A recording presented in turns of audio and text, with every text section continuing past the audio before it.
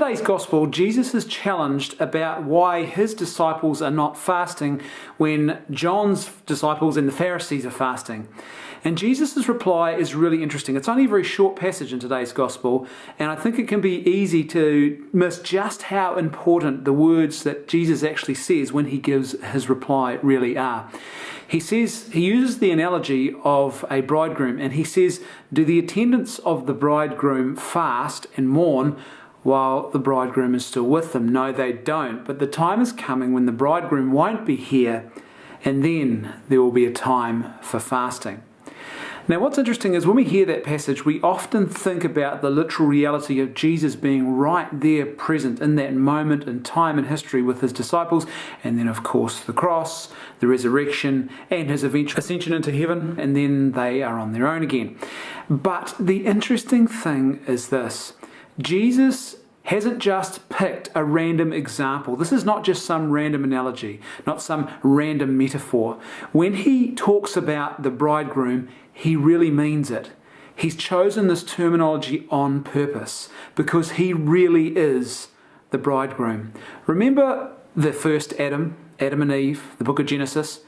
Well, the first Adam is put to sleep, and from his side is removed a rib, and then his bride is created from his side.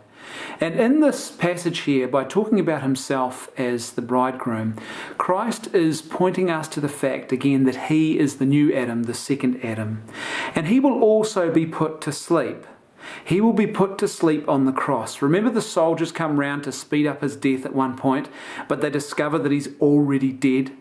And then after he has died, his side is pierced with a lance, with a spear, and from his side flows blood and water. The blood is symbolic of the Eucharist, the water is symbolic of the waters of baptism. This is the church being born from his side. So just like the first Adam, the second Adam will be put to sleep, and from his side will be born his bride, the church, you and I. And what this passage points us to today is the fact that Lent really is all about preparing for this profound marital moment, which is the cross.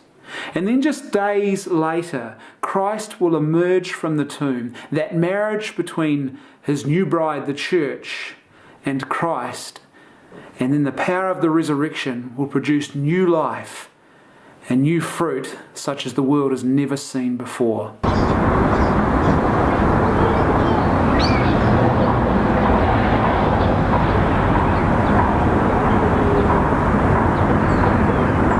Today's saint quote of the day comes from Saint Josemaría Escrivá, and he said this: "When you approach the tabernacle, remember he has been waiting for you for 20 centuries.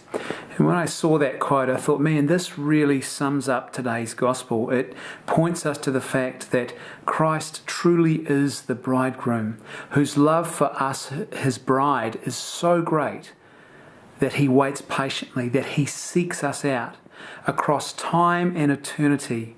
He comes for us. He comes to the cross, which is what we are preparing for throughout this Lent, for you and for me. That's how profound a love that he has for each and every one of us.